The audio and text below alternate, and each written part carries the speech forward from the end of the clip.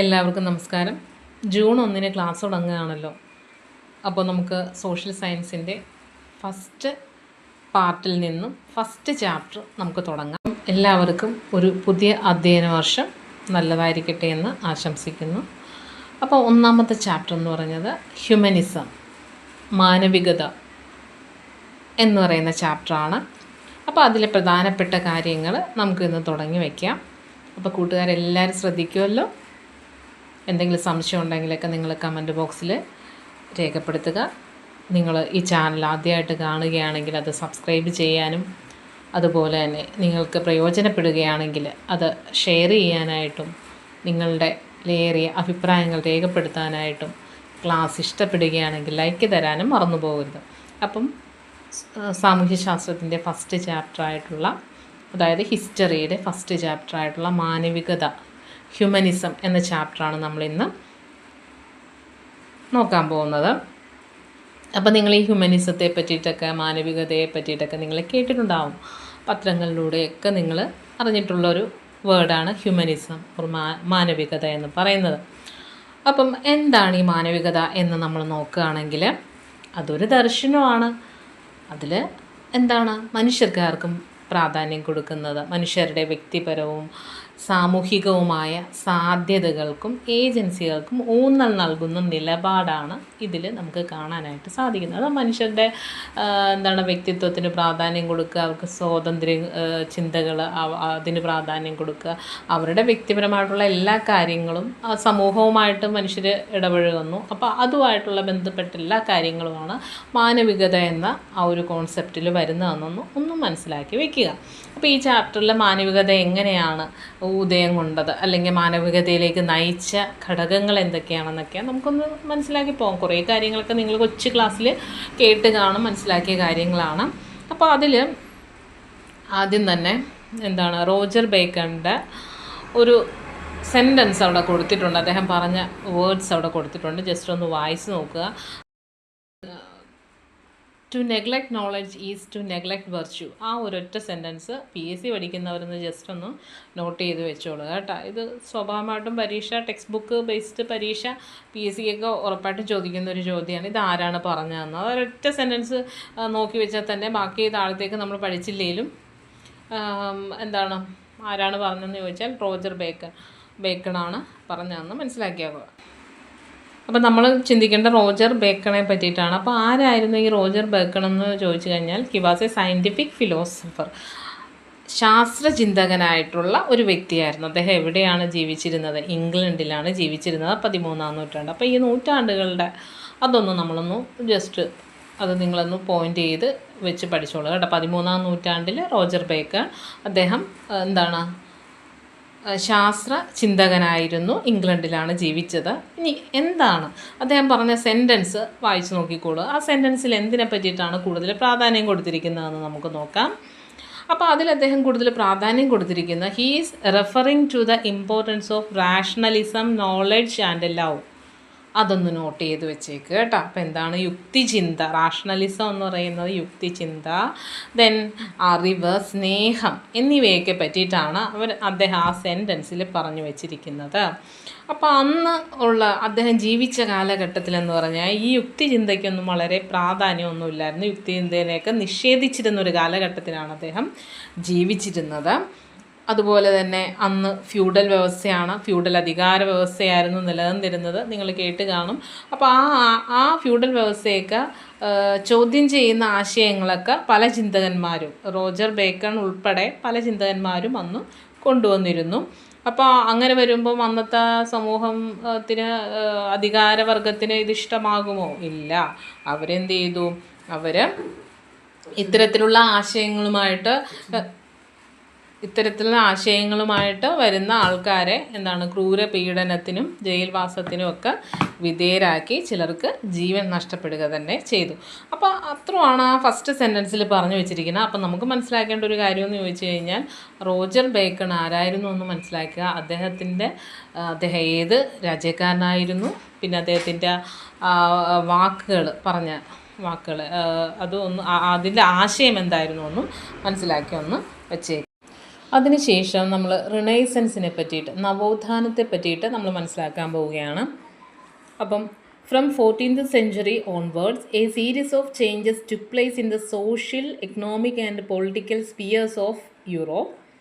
Along with the influence of the Greco-Roman cultures of ancient Europe, a tendency to move away from the ideas that existed in the medieval times also gained strength. അപ്പോൾ എന്താണ് ഈ renaissance? Renaissance എന്ന് പറയുന്നത് നവോത്ഥാനം. അന്ന് വരെ നിലനിന്നിരുന്ന സമൂഹത്തിൽ നിന്നും ചില മാറ്റങ്ങളൊക്കെ ഉണ്ടായി. അപ്പോൾ അതാണ് ഈ റിനൈസൻസിലൂടെ സൂചിപ്പിക്കുന്നത്. ഇത് ഏത് കാലഘട്ടത്തിലാണ് ഇങ്ങനെ ഒരു മാറ്റം ഉണ്ടായെന്ന് ചോദിച്ചാൽ 14ാം നൂറ്റാണ്ടിലാണ്. എവിടെയാണെന്ന് ചോദിച്ചാൽ യൂറോപ്പ്. അപ്പോൾ റിനൈസൻസ് എന്ന് നമ്മുടെ മനസ്സിലേക്ക് വരുമ്പോൾ 14ാം നൂറ്റാണ്ട് യൂറോപ്പ് എന്ന കാര്യം ആദ്യം ഓർത്തേക്കുക. ഇനി എന്തൊക്കെ മാറ്റങ്ങളാണ്, എവിടെയൊക്കെയാണ് ഈ മാറ്റങ്ങൾ ഉണ്ടായത്, അതൊക്കെ നമ്മൾ കാണാൻ പോവുകയാണ്. അപ്പം യൂറോപ്പിലെ സാമൂഹിക, സാംസ്കാരിക, സാമ്പത്തിക, രാഷ്ട്രീയ രംഗങ്ങളിൽ മാറ്റങ്ങൾ സംഭവിച്ചു. അപ്പോൾ അതാണ് നമുക്ക് റിനൈസൻസ് എന്ന് പറഞ്ഞു വരുന്നത്. അല്ലെങ്കിൽ റിനൈസൻസ് എന്നാന്ന് ചോദിച്ചാൽ അതൊരു ചേഞ്ചാണ്, അതൊരു മാറ്റമാണ്. ആ മാറ്റം എവിടെയൊക്കെയാണ് പ്രകടമായത്?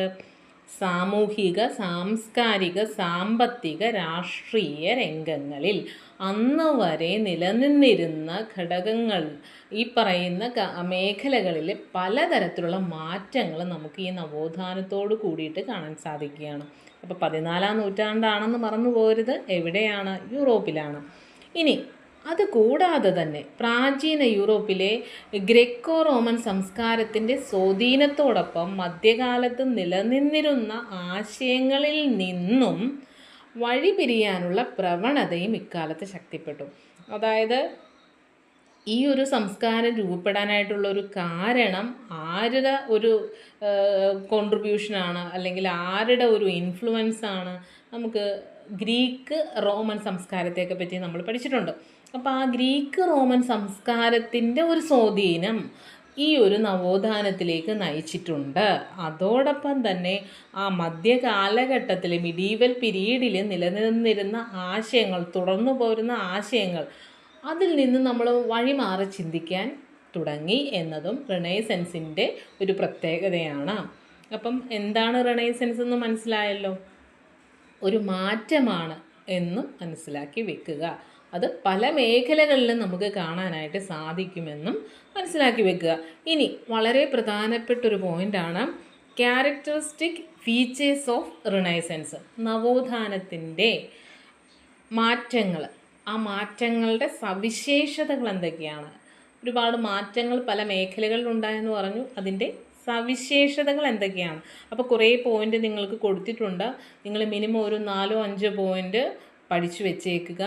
ഇനി മുഴുവനായിട്ട് പഠിക്കാൻ പറ്റുന്നവർ പഠിച്ചോളുക. 4 മാർക്കിന് ചോദിക്കുകയാണെങ്കിൽ അത്തരത്തിൽ 4 പോയിൻ്റെങ്കിലും പഠിച്ചു വെച്ചേക്കുക. അപ്പോൾ അതിൽ പറഞ്ഞിരിക്കുന്ന ഹ്യൂമനിസ്റ്റിക് പെർസ്പെക്റ്റീവ്, ഹ്യൂമനിസം പറഞ്ഞിരിക്കുന്നു. Then growth of urban life, progress of trade, rise of national States, individual liberty, rationalism, spread of secular values, monetary economy, importance gained by regional languages, changes in the realms of art and science. These are the different points. These are the different features we can see in Renaissance. Okay. അപ്പോൾ ഈ സവിശേഷതകളൊക്കെ നമുക്ക് എവിടെ കാണാനായിട്ട് സാധിക്കും?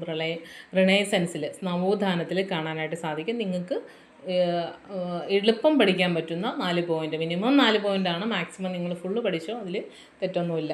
അപ്പം എന്താണ് ഈ സവിശേഷതകൾ? ഈ മാറ്റങ്ങളിലെ നവോത്ഥാനത്തിൻ്റെ സവിശേഷതകൾ എന്ന് പറയുന്നത് വളരെ ഇമ്പോർട്ടൻ്റ് ആണ്. അതിൽ മനുഷ്യ കേന്ദ്രീകൃതമായിട്ടുള്ള കാഴ്ചപ്പാട്. അപ്പോൾ അങ്ങനെ വരണമെങ്കിൽ അതിന് മുന്നേ മനുഷ്യനെ കേന്ദ്രീകരിക്കാത്തൊരു കാഴ്ചപ്പാടായിരുന്നല്ലോ അന്നത്തെ സമൂഹത്തിൽ നിലനിന്ന് നമുക്ക് മനസ്സിലാക്കാൻ സാധിക്കുമല്ലോ ആ ഒരൊറ്റ സെൻറ്റൻസ് കൊണ്ട്.